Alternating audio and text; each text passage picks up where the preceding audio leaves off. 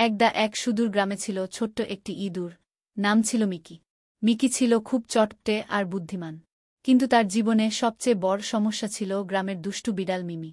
মিমি ছিল খুব অহংকারী এবং নিজেকে গ্রামের সেরা শিকারী মনে করত। সে সব সময় মিকিকে তাড়া করত, আর মিকিকেও প্রাণ বাঁচাতে দৌড়াতে হতো। একদিন মিকি যখন খাবারের সন্ধানে বেরিয়েছিল, তখন মিমি তাকে দেখে ফেলে। মিমি ফোন দিয়ে আটল, আজ মিকি আমার হাতে ধরা পড়বেই, যেই ভাবা সেই কাজ। মিমি এক লাফে মিকির সামনে এসে দাঁড়াল। মিকি ভয় পেয়ে গিয়েছিল, কিন্তু সে জানত যে তাকে বুদ্ধি খাটাতে হবে।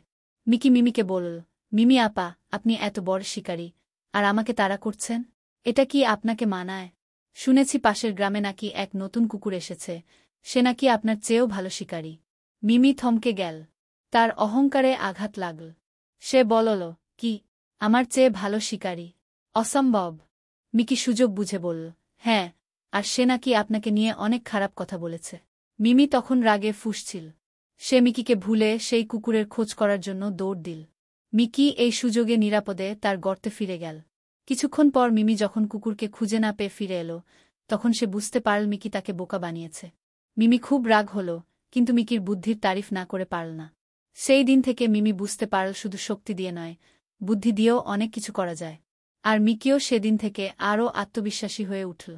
যদিও তাদের মধ্যে পুরোপুরি বন্ধুত্ব হয়নি, তবে মিমি আর কখনোই মিকিকে এতটা সহজে তাড়া করেনি।